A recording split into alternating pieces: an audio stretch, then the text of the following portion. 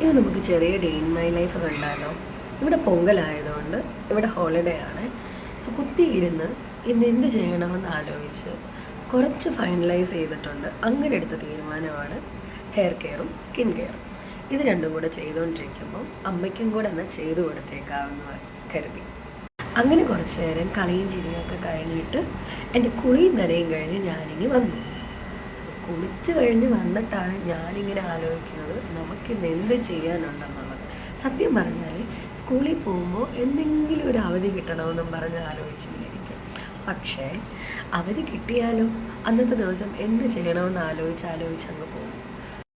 അങ്ങനെ ഇരിക്കുമ്പോഴാണ് ക്രിസ്മസ് കളിച്ച് എനിക്കൊരു ഗിഫ്റ്റ് കിട്ടിയ കാര്യം ഓർമ്മ വരുന്നത്. എൻ്റെ ക്രിസ്മോം എനിക്ക് മേടിച്ചു തന്ന ഗിഫ്റ്റാണ് കേട്ടോ ഈ കൊലുസ്. എനിക്ക് പണ്ട് മുതലേ ഉള്ള ആഗ്രഹമാണ് ഇങ്ങനത്തെ ഒരു കൊലുസ് ഇടണമെന്നുള്ളത്. കേരളം വിട്ട് മാറി നിൽക്കുന്ന എല്ലാവർക്കും കേരളത്തിൻ്റേതായ ഒരു ഫീല് തരുന്ന ഏത് സ്ഥലം ഉണ്ടെങ്കിലും നമ്മളത് ചേർത്ത് പിടിക്കുമല്ലേ. അങ്ങനെ നമുക്ക് നാട്ടിൽ ഫീല് തരുന്ന ഒരു കൂട്ടായ്മയുണ്ട്, മലയാളി അസോസിയേഷൻ.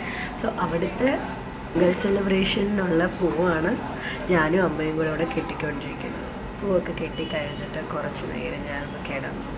നല്ല കോൾഡ് ആയതുകൊണ്ട് അമ്മ എനിക്ക് ചുക്കാപ്പിയൊക്കെ ഇട്ട് തന്നു. അങ്ങനെ ഇരിക്കുമ്പം അമ്മ ഗ്രോസറീസ് മേടിക്കാൻ വേണ്ടി ഒരുങ്ങുമായിരുന്നു. എന്നാൽ പിന്നെ ഞാൻ ചുമ്മാ ഇരിക്കുമല്ലേ, ഞാനും കൂടെ എന്നാൽ ഒരുങ്ങിയേക്കാം എന്ന് വിചാരിച്ച് അമ്മയുടെ കൂടെ കടയിൽ പോയി.